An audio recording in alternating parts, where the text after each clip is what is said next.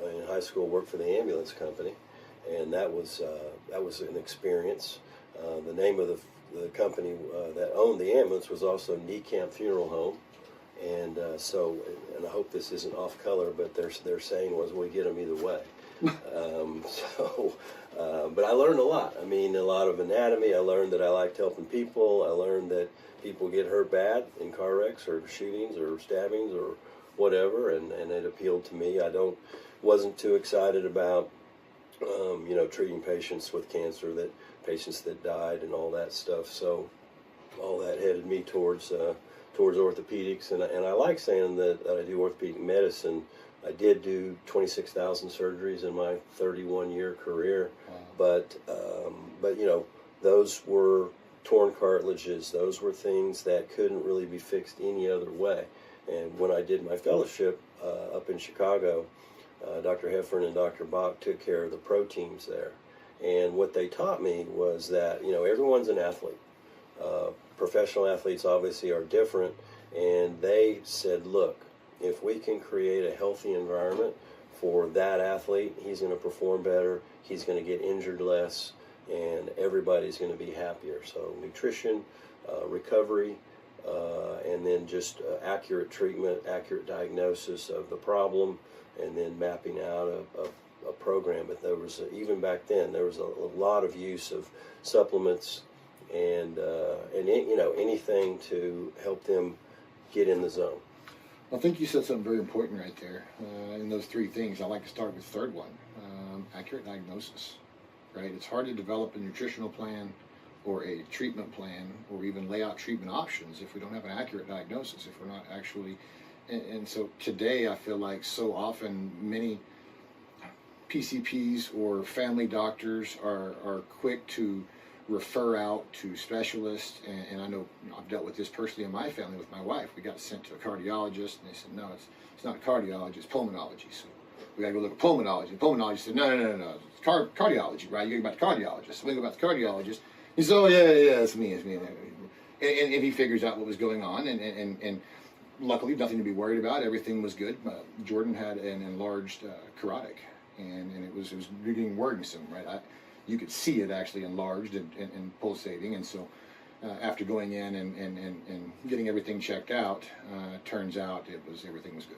So, but it was a scare. But at the same time, that's $3,000 worth of copays and 7 months of getting back to where we have a good safe feel. But had that been something more serious, I feel like 7 months it may not have been an option, and so.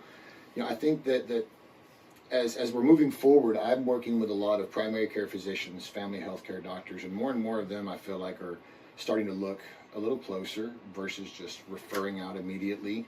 And 100 years ago, that was medicine, right? That you went to your family doctor, and if you needed, let's say 150 years ago, he had cocaine, opium, cannabis pills, and multiple different herbs and spices and different snake oils. Some of them we now know didn't really do much. Some of them we know did a lot.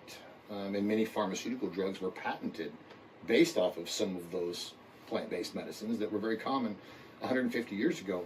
Somewhere around the teens, 20s, 30s, pharmaceutical medications started really becoming more prevalent, right? And that's when I think modern medicine has kind of been built out of, and now I am starting to see physicians, Dr. Meehan in Tulsa, several of them that are now utilizing natural homeopathic nutrition and plant-based programs across all spectrums prior to jumping straight to a prescription or straight to referring out to a specialist. And I feel like that's kind of a good trend. Yes. If you will. I know you've got some really neat stuff that you and your wife have been working on with oxygenation Right. in the blood. And I'm sure some viewers would love to hear more about some of that. Yeah. Well, and just to back up, what you said was huge. Modern medicine is different. I won't go into how different. I'm 65. I don't take any medications. I do take supplements, and I do exercise. But old time medicine, your doctor basically, he's the guy who decided what your treatment was. He's the guy who diagnosed you, or she. There wasn't a lot of women medicine in the 50s, but as we got older, and women, I'm a surgeon. Women have great hands as far as surgery. They're amazing, and they're intuitive on getting the right diagnosis. But back then, your provider directed your care, and it wasn't an insurance company saying, no, you can't do that. I didn't get into private practice till I was 32 years old, because I went straight out of college, and I went straight into medical school, 4 years, 5 years of orthopedics, and then a year in Chicago. So I didn't practice until I had really learned my trade. And the number one thing that Dr. Kopta, who was one of my head doctors, said, you have to have the right diagnosis, and no matter what. And you do that by talking to your patient. You do that by examining your patient. And yeah, we may do an x-ray or a test or whatever, but 95% of the time, I can figure out what's going wrong with somebody by talking to them and listening to them and examining them. Not on some little computer over here, getting the note to Cigna or Aetna or any of those other entities. Yes, sir. Yes, sir. Now, again, you mentioned you were at Chicago. How long were you at Chicago? 89, 90, 1 year. It's called a fellowship, and so it's an extra year of training. I really enjoyed sports medicine. We were laughing earlier, but my career got cut short. And at OU, I was walked on as a freshman and got cut from the team, and so at that point I had to get serious and start studying. But I learned a lot. I mean, athletes, everyone is an athlete. Every person, if you break your hip, you're an athlete, and you've got to figure out how to recover. Hopefully we can, we'll have things like the ozone therapy. What ozone therapy is hyperoxygenation of your blood. It's all organic. It's all you. It's not anything added. That's like regenerative medicine, stem cells, PRP. Again, that's all your body. Everything that I've learned to be 65, and I still run 5Ks. Now, did I have knee replacements? Yeah, that was because of being a knucklehead when I was in my 20s. But now, I'm super healthy. I feel healthier than I was 10 or 15 years ago, and it's from meeting people like yourself and Amanda Bertone, and my wife's an ICU nurse, and she, basically she's seen what works and what doesn't work, and what works is good nutrition, exercise. Lifting weights is the fountain of youth. Even if you got a 5-pound dumbbell and you're able to just 5-pound dumbbell and you just can do any kind of exercise, that's going to help. Very good. Well, we're going to take a quick break. When we come back, we'll talk about some current events and projects that you have going on and we're working on together. I'm ready. All right. Are we ready on the east? Ready on the east. Ready on the west? Ready on the west. Get going in 3, 2, 1.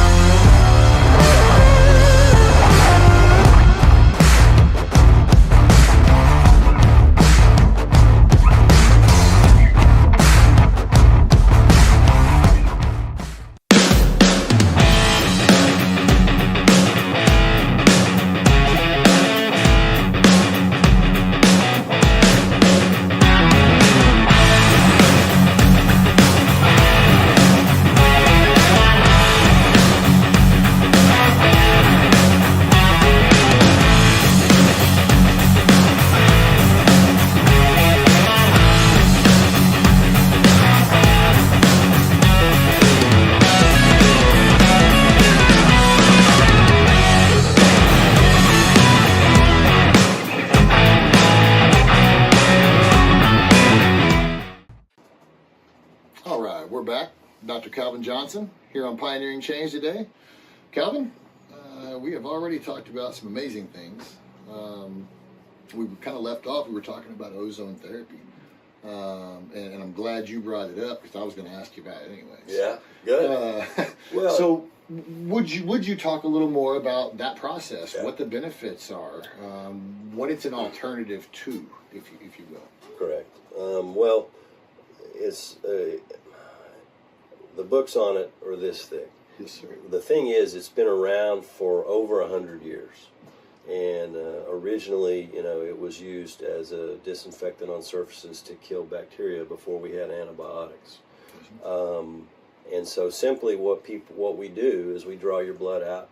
We use a UV light to change that O2. Everybody knows H2O is water and just oxygen binds, and it makes it into an ozone. Everybody says, well, ozone's bad. No, ozone layer of the stratosphere is only bad because it has nitrates and sulfides and all those negative things that go with it. Our body thrives off of oxygen. And so what ozone therapy does, we oxygenate that blood into ozone, and only about 3% of the cells do that, and then we pump them back into the body. We don't add anything, we don't subtract anything, and basically it is an optimal treatment for anything that's caused by inflammation, and that can be cancers. We have patients who've had improvement from their cancers, and do we say it cures? No. Sure. It's an adjunct, to whatever their chemo doc or whoever is giving them, but it's a recovery agent. The mitochondria in your cell is the engine, and basically this is like putting high octane gas and the best oil you can put in your engine, and it makes those cells more efficient. At 65, I have 2% of the stem cells I had when I was born. This generates our cells to make more cells, our immune cells, our joint cells, our organ cells, everything, is improved by this simple 30-minute procedure. Now, can you do it wrong? Absolutely. But it's a proven entity. It's like ivermectin. It's been around forever. It's been studied. And so just what I would say is Dr. Schellenberg out of Utah has a great book on ozone therapy. Research it. And then there's people that are doing it in every city. It's not crazy. I mean, I hear stories about stem cells costing $20,000 and this and that. This is nothing like that. Right. But there's some very good doctors in town that are doing it, and it's. I like Warren Buffett's quote. Now that I'm the third richest guy in the world, I want to be the oldest. And so Amen. this could help Warren Buffett. Maybe he just needs to come to Oklahoma and get some ozone therapy, and we'll make him be the oldest. There you go. Well, I know Krista passed the invite to me. I do need to get on her schedule and come see her. I'm hoping it may help with some of the inflammation and pain I've got from, of course, my racing accident a few weeks ago. So very much looking forward to it. I guess this would kind of be like, Jordan, my wife, did a hyperbaric chamber protocol, right? Where she goes in the hyperbaric chamber, oxygen, enriched chamber. Very good treatment. And essentially, what you guys are doing is bypassing all of that and actually directly infusing oxygen into the blood. Which again, versus breathing oxygen or being in a deprivation chamber, those are all great ways to increase oxygen. But Right. This actually is cutting straight to the source, right? And, Absolutely. And putting it right back in the body. Yeah. So I'm assuming the effects are almost immediate Well, as far as Yeah, I mean, we had Krista's dad down. He's from he's from Durant, and he's had heart surgery and all that. He's 88 years old, and long story short, he had an oxygen level of 70. Normally, it's going to be 95 to 100, and so he did the traditional things, and they said, look, it's not your heart. He was on oxygen, and he could go about 10 feet, and he had to stop. So he was staying with us. We basically did all the traditional things and got the diagnosis, and we found out that basically he had too much fluid in his system, so he was having some heart failure. We did an ozone therapy on him. The only thing we did different was just the ozone therapy. We didn't do anything different with his oxygen. So his oxygen level was 72. Overnight, the next day, went to 92. wow. and he was able to walk and function and go home because he doesn't like big city Oklahoma City. He's from Kingston, and he's been at home Not a bad partying little like a place rock to be. star ever since. He loves sports, and like we called to check on him. He and his friend Donna were down there watching the sports games, and they're big Cowboys fans. And it just, I was worried that we were going to have to put him in the hospital. And when that happens for this problem, it's the outcomes really aren't very good. Now, I know you've also, you mentioned earlier stem cells, and you've done some work with some T cell or stem cell. Stem cell, not T cell. Yeah, stem cell basically for just treating joints. About 15 years ago, I went to Switzerland, International Cartilage Research Society meeting, and met a lot of European doctors that had been doing these biologic injections, PRP, platelet-rich plasma, and mesenchymal stem cells. Again, organic. We're taking that out of our body, blood draw, put it in the joint, put it in the tendon. And one of the newer things that I think is really legit is ultrasound. With all the Clarius is a very good company, and they use AI to basically put the ultrasound down onto our elbow or on the knee or wherever you put it, and you can literally see through the sound waves that bounce off of the different tissues. They have different densities. Right. And so that way we know exactly where we're putting the injection. We can also diagnose. Like we said, we can diagnose tendon problems, soft tissue problems, and then you basically, we're always trying to be cost effective, minimally invasive, and, great outcomes. Well, I think that is the future, is utilizing modern technologies and even modern medications when it calls for it, along with natural therapies, I guess would be the proper terminology for T cells, stem cell, etc. I think that excites me as much as anything. Absolutely. To know that there are groups that are looking into developing, that have been developing that, not looking into it, pioneering some of that stuff. And so that is just freaking awesome. Yeah, Love well, I mean, especially for those of us, well, anybody that's injured or wants to recover, but especially, being over 50, I saw my parents age, and, my dad broke his hip, my mom had heart issues, and, they were back in the days when smoking was healthy, Sure. and they'd quit, but they, their last years weren't as active and as fun as I would love to have them be. But they did well, and a lot of that was because they had good nutrition, good hydration, and I intervened a few times. They tried to do chemotherapy on my dad's prostate cancer when he was in his 70s, and I got a second opinion. Go get a second opinion. You heard it from the doc. Go get a second opinion. We get second opinions on trips to do this, or houses, or cars, or whatever. Relationship advice, whatever, right? Like, Yes, well, we're going to stay away from that. I'm not an expert in that area. Dr. Archer was older than this guy, and he said, look, Calvin, your dad is not going to die from prostate cancer. Yes, they can treat it, and yes, they can make his PSA go down. So we didn't do it. My dad died at 93 from a broken hip. The cancer never took care of him. So get a second opinion. Research this stuff on your own. Don't believe me. Don't believe anybody. Just ask their source, and then go to that source and say, yeah, this makes sense, or no, this doesn't make sense. But don't let somebody else guide where you're going to be with your health. I love it. We're going to take a quick break, and we'll be right back to talk about a project that we're working on together. Awesome. Are we ready on the east? Ready on the east. Ready on the west? Ready on the west. Get going in 3, 2, 1.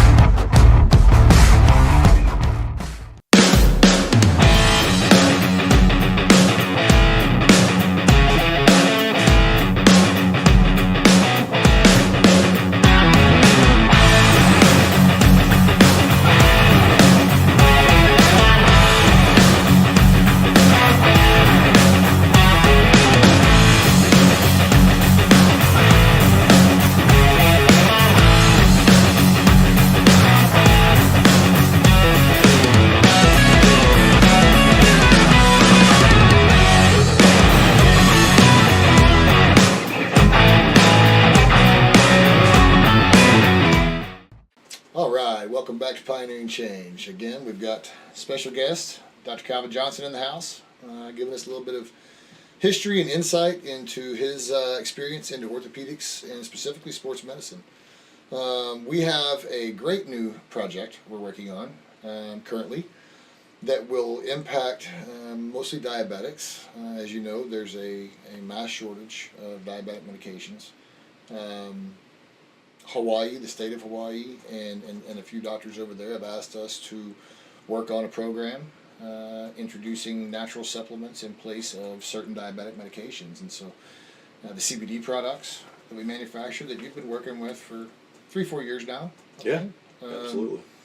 So very excited to get that going, and I know you said you've been doing a little bit of digging in that, and you know, with just your history in dealing with specifically surgeries in diabetics, I'd love to hear your thoughts on how you think maybe more natural supplements, specifically CBD, could help benefit. Well, diabetes is a huge problem. Obesity is a huge problem because secondarily people have called these fancy terms now metabolic syndrome and all these things. But the problem is the sugar just is too high and it clogs the blood vessels. So early on in my career when I was taking trauma call, most diabetic patients that I saw were way out of control and they were having to see me for amputations. That hasn't changed a lot because of everybody that has all these issues. It's a cellular level problem like we've talked about, and CBD works at a cellular level to help cause homeostasis, which is just everything is where it's supposed to be. And again, it's like restore normal anatomy in surgery. If I can restore the alignment in your knee or your hip or your spine, that's going to be more successful. It's the same thing with this. The CBD helps level out the glucose levels. And you know, any medication, especially insulin or any of the oral medications that you take, have significant side effects. Sure. And that's what I like about using something that's not a medicine, so to speak. It's a supplement. It's going to make the cell work more efficiently. Well, and I've always said, you know, we all suffer from a deficiency of our endocannabinoid system, or ECS, right? And I believe, and now science has proven, that just about every functional system of our body is tied to the ECS, tied to the endocannabinoid system. And so I believe that if we're on a low dose supplement, even from birth, as humans, pets, same thing, that we wouldn't see a lot of these issues that we do. And I know most of the data, you know, supports that type 2 diabetes, specifically CBD, is showing great impact to. Not so much on type 1. From what I can gather, I've found some positive studies, but for type 2, I believe it is a valid option, and for anyone that is type 2 diabetic to at least try implementing this, talk to your physician about it, get your values. I was on a call last night for probably an hour with a mother who was in her 70s and her son. He was 33, and we were discussing, you know, vaccine injury.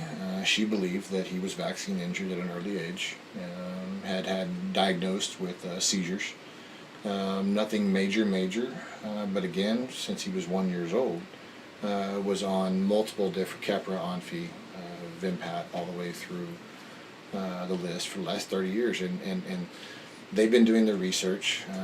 I spoke with them in detail about how to, you know, implement this, and the first thing that they said was, look, our neurologist, his neurologist is very much open, recommended that he find a good CBD product, didn't have any way to point him in any direction, but was open to it. And so we're now trying to schedule a call for myself and his neurologist to discuss, you know, the fact that he is implementing a CBD product per her recommendation, and now to help her get up to par on what dosage we have him on, etc., as they begin scaling down those pharmaceutical medications. And that was her goal. And like I said, I'm starting to see more and more physicians around the country open to more natural supplements now that the data is coming out, especially about CBD, and it's not just CBD, CBG, and some of these other compounds that are showing unbelievable abilities to help regulate some of those standard systems in our body, like metabolic,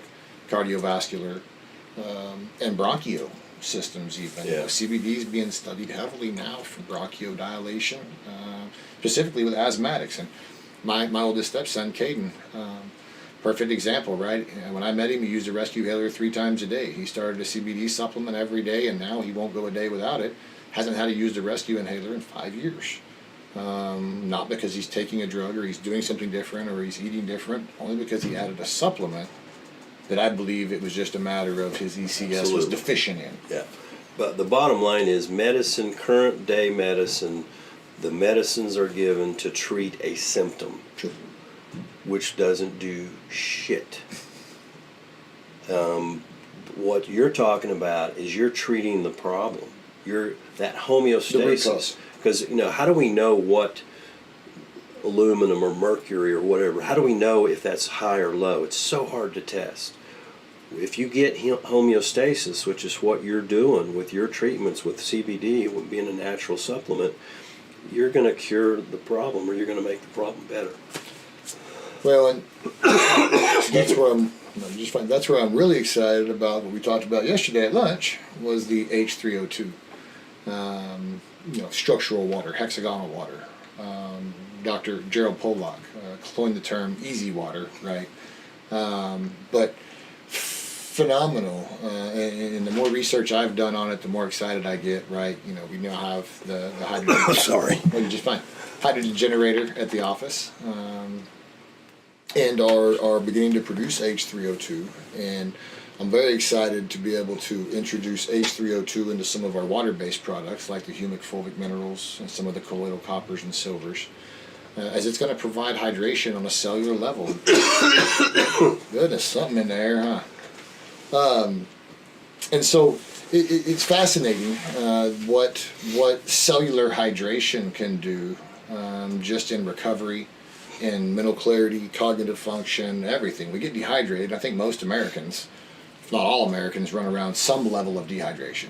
None of us drink enough, right? And especially, it's not so much that we don't drink enough. I think it may be that we're not drinking enough of the right thing, which would be living waters, water that still has electrical charge, water that still has vital supplements and nutrients in it. And so, hydration, as I'm sure you're aware, is key to That's huge. to life, right, in general. Good to talk, or you want me to go for a Getting minute? there. So, one of the best things I do with my patients, get them off of pop. Right. So, high fructose corn syrup. Phosphoric acid. 8 times more injuries than lady athletes who drink pop. Rots out your teeth. It's just a horrible, horrible thing to put in your body. Tell you what, let's take a quick break, and we'll come back shortly. Are we ready on the east? Ready on the east. Ready on the west? Ready on the west. Get going in 3, 2, 1.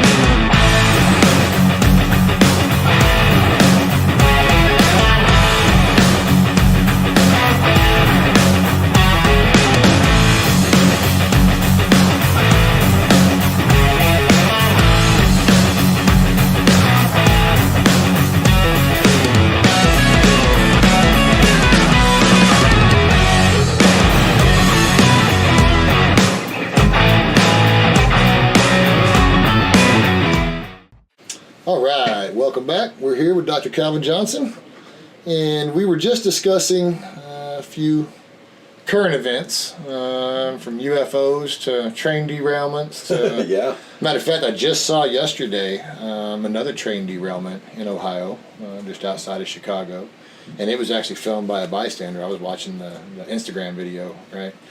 And it didn't look like there was any chemical cars there. It was mostly rail cars, box cars, dry goods cars, but they were piled up pretty good.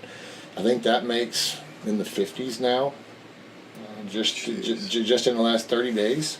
Yeah. And so, they say historically that 1,000 derailments a year happen, and that nobody just reports them or they don't get reported. And now that it's getting, attention, but I like to dig a little deeper, see a little more intuitive Research is is the what it key. is. And so like with the Ohio incident, I did see that our Pete Buttigieg made the trip out there finally. I think it was a few weeks too late to really instill confidence in the people of East Palestine, but he did make the trip. And here's my deal: if there was 4 carloads, so we're talking 10,000 gallons, 20,000 gallons in a carload, depending on size of the car, how big they were, of vinyl chloride in there, and those were spilt. Not all spilt. Sure, a lot of it was still in some of those tanks, right? Maybe all of it leaked out. Either way, for the EPA to come out and approve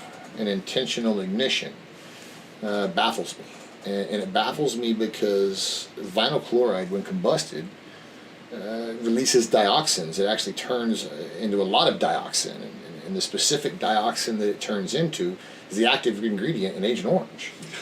And so essentially, if the storyline that they're saying is accurate, right, and they fed us over the last 5 weeks that these 4 cars had vinyl chloride and they lit them on fire, personally I would think that there would be a lot more hospitals, a lot more access clinics and physician centers flooded with people with symptoms of vinyl chloride combusted dioxin poisoning, which is inflamed eyes, skin, mouth, lungs, right? And it just doesn't seem like either A, it's not being reported on, or B, it's not really happening. And I don't know. It just feels like there should be a lot more reports of it. And so I pray for the people of East Palestine.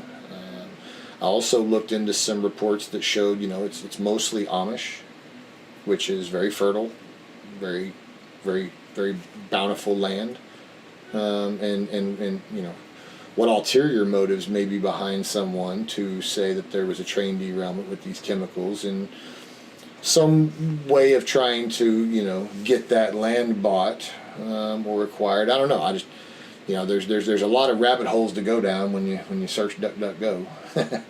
And a lot of them lead to what seems like some pretty accurate things, or at least things to question. Well, I have 2 thoughts on what you just said. Number one, the fact that that's Agent Orange just is aggravating, and I think vocabulary-wise, Buttigieg should now mean nonsensical. And that's number one. And number 2, President Trump was intuitive and took a ton of water. We were just talking about how important hydration is and all that, and my heart reaches out to these folks. And I worked at the GM plant here loading cars on railroad cars, and I respect what those trains do. I had the engineers that ran those. They were awesome. They scared the shit out of us about loading cars on there and how it would cut your leg off and all that. So something's not right here to have that many derailments and to light up the material and then put it into the atmosphere. That's absurd, to say the least. jackfoolery, or Clay Clark calls it jackassery, Well, and watch some of the videos of the ignition, right? There's a bunch of videos out there that show these, train cars just up in flames and firefighters standing there with hoses with no hazmat suits on, reporters standing 100 yards away with no hazmat suit. And again, just understanding hazardous chemicals, transportation of hazardous chemicals, cleanup of hazardous chemicals. Much easier to clean up vinyl chloride on the ground than it is out of the air. For sure, it's going to come down somewhere, right? Yeah. In acid rain form or just dangerous vaporous gas as it settles. And two, if you were going to ignite such hazardous chemicals, knowing that this converts to the active ingredient in Agent Orange, you would not allow anyone within miles and would have to evacuate hundreds of miles in whichever direction the wind blew for risk of immediate reaction to that being in the air and the water. Yeah. So it doesn't make sense to me. It's mind-boggling, and I think time will tell as this story rolls out and as more and more facts are done. But FEMA, a president, right, who was nowhere to be found overseas in Ukraine, writing more checks, which seem to be limitless and with no bounds by now, versus with the people of East Palestine and providing relief and looking for answers, using the full force of the government to figure out why and how to stop it from happening again. That's what government's main function is to protect the people, Right. to provide a safe place for our people. Otherwise, what are we paying them for? Why are they there? And with anything, follow the money. Follow the rail owners back to their political partners, and I think you'll find more and more connections. However, it's just astonishing that the president, sitting president of a nation, is not there to support his nation in time of need and is more concerned with giving our tax dollars away to what seems to be an endless war now that we're 13 months into it. So We didn't have any endless war when Trump was here. I want him back. he was definitely working on ending it, and I don't care what the current president says about the exit from Iraq being his fault. There is 100% at fault there for Mr. Biden's plan. So, yeah, he is running in 2024. Of course, most of everybody here on the Patriot Party Network is in support of a Republican replacement, I would say, to say the least. Definitely, President Trump. I hope he goes hard. I hope he runs hard. I know Ron DeSantis announced his interest in it. I don't think he's formally announced his presidential bid yet, but I'm sure we're not far away from there. And so I hope that it doesn't create too much political divide within the party to be able to, allow the Democrats to pull one off, cheating or not. Whoever wins, I want them to love Patriots the way that we do here in Oklahoma. You had Roger Stone on one time, and he said we have more Patriots per square foot in Oklahoma than anywhere else, and let's keep it that way. But having taken care of a lot of folks, and one of my mentors was in Vietnam, and just you can't say enough about what these guys, the Patriots, have done for this country. And DeSantis is a Patriot, Trump is a Patriot supporter. I think we're going to do okay with either one of those guys. I'd love to see Trump win and then DeSantis do two more down the road, but they're not going to listen to me. Yeah, well, we'll see what happens. But they do listen to us about the Patriots, and that's what I'm proud about Oklahoma. When we had the bombing, I was downtown at St. Anthony's, and we knew something bad had happened. We got the first 60 patients, but those firemen, those highway patrolmen, those Patriots, those previous military guys, every single one of them was down there, and they were all running to the bombing area, just like 9/11. And I was so impressed with our community, but our medical community too. There was no bickering. Everybody was working as hard as they could, and that comes from your leadership. That comes from your leadership supporting your military and your military keeping us safe. Absolutely no. In Oklahoma, they call it the reddest state, one of the freest states in the country. We're a 2A sanctuary state. Oklahoma, Texans, most of us here in the Midwest, I think, are going to have a not quite as difficult of a time in the future, right? Especially should, Democrats get elected again. I think our state government is pretty solid. I've had former Senator Jake Merrick on the show in the past, and Jake for the State is a great website to go to get information here in Oklahoma about legislative changes that affect both positive and negative. He's staying on top of quite a bit of current events and topics, and give him a follow, jakeforthestate.com.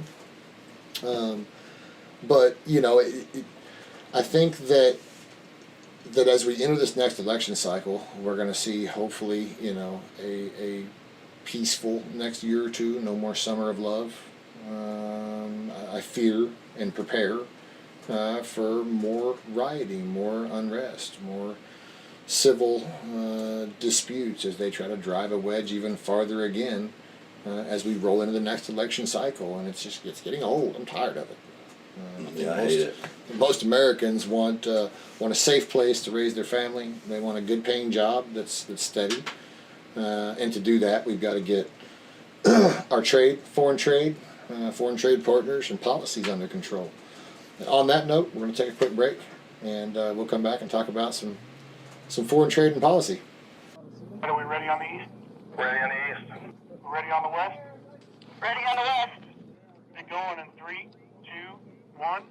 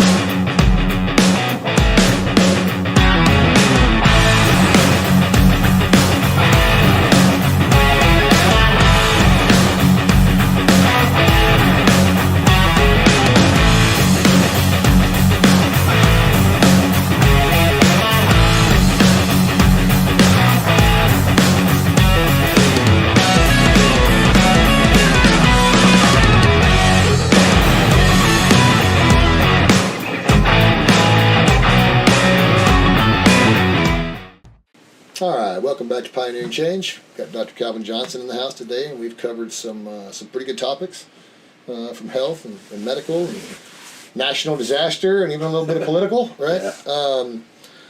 So foreign policy, we kind of left off talking about foreign trade, foreign policy. One thing that I've been touching on, I spoke with Roger about it. I talked with Senator Jake Merrick about it, and he's actually working on some legislation currently to hopefully address this problem. And the big problem is, we are not allowed as Americans and American entities to own property in certain countries. Some countries we can.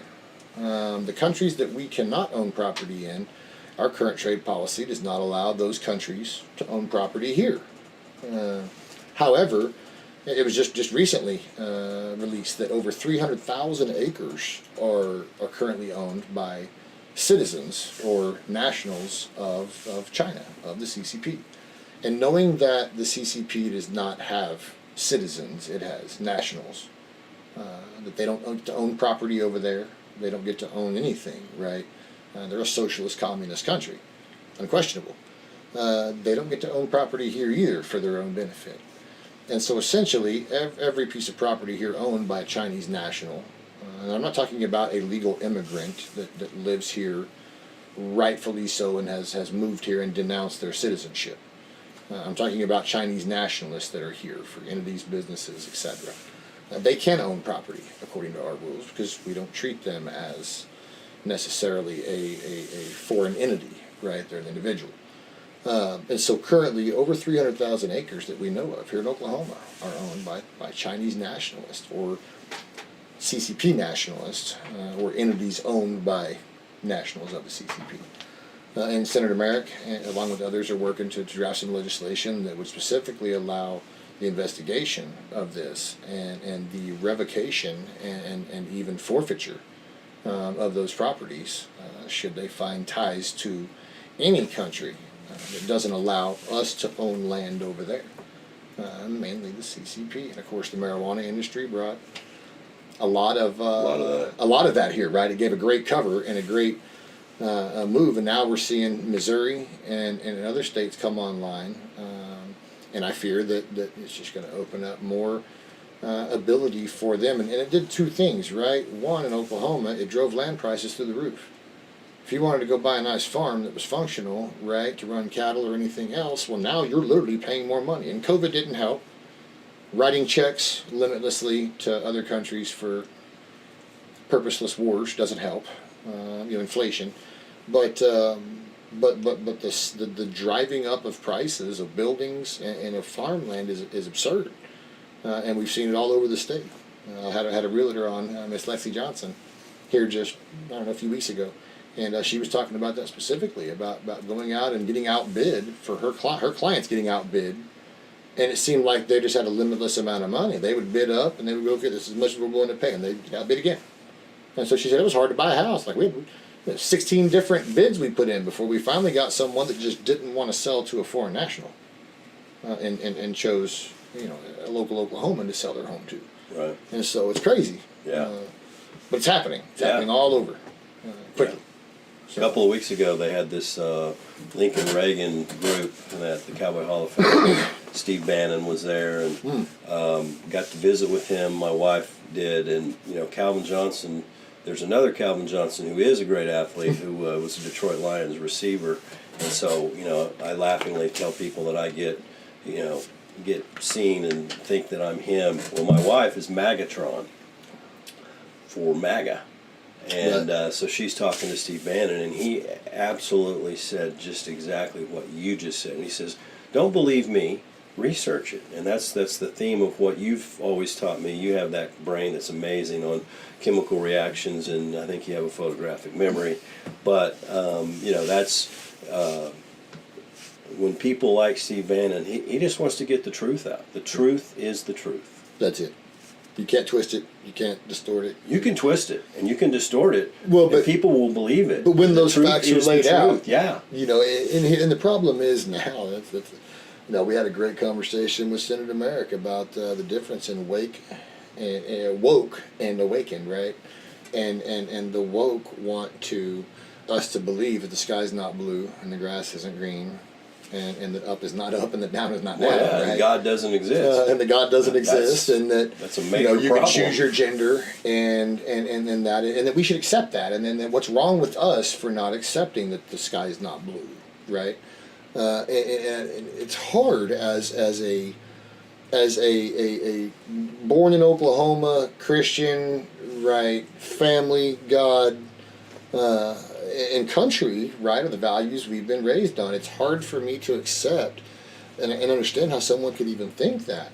And then I think, okay, well, that falls right back to several different classifications of body autonomy, right, of drugs, and our thoughts on decriminalization, cannabis specifically, right, how it's been demonized, and we're supposed to just accept that this is not good for us and that we should do this over here when really this may be the right thing for us all along. And so again, wake versus awakened, right? Woke versus awakened. I think that now we're seeing more and more come out, more and more realize that maybe I shouldn't have jumped in line to get that first vaccination or that second one or that booster or that last booster. But I think a lot are starting to realize, and I'm getting a lot of reach outs of, okay, how do I proceed forward now? How do I protect my body? How do I get this the bad stuff out, right? How do I detox and quit listening to liars?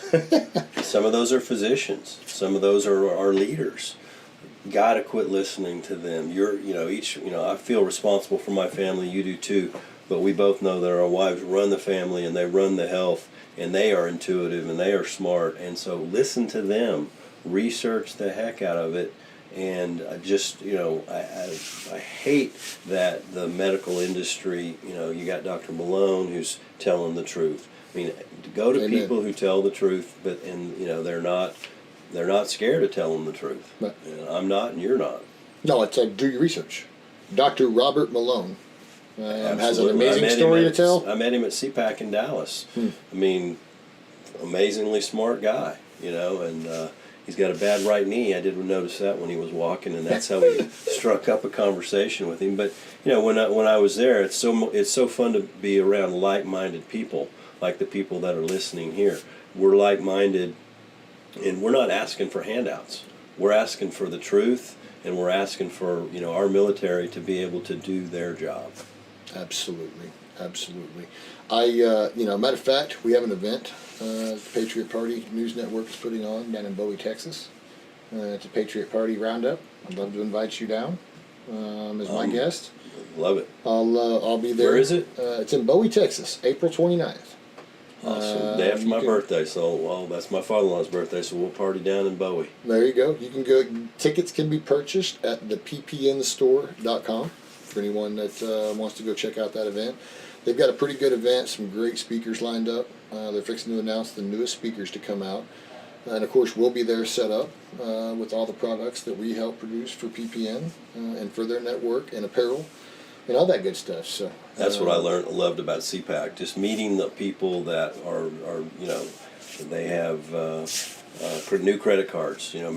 Basically everything is based on the United States and the people in the United States. So we'll be there. Yes, sir. Very good. For more information, you can check out the website, farmerryan.com. We'll have some links up where you can get more information on ozone therapy. Yes. And find out if you want to get in contact with Dr. Johnson. Again, we'll post a link up there with his email. Shoot an email. Great. See what you can do. We have a lot of local Oklahomans that watch the show that may want to come check out some ozone therapy. So. Yep. Otherwise, loved having you on the show today. Appreciate you taking your time to come join us. I look forward to seeing you down in Texas, and B, having you on again. I think we could probably spend a whole another hour talking about. We got 10 or 20 hours in us, but good stuff. Not boring. We've got. I really appreciate you having me on and giving the chance to talk to my colleagues and compatriots. Absolutely.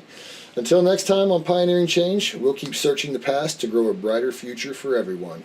Thank you for joining us. You'll have a great week. Are we ready on the east? Ready on the east. Ready on the west? Ready on the west. Get going in 3, 2, 1.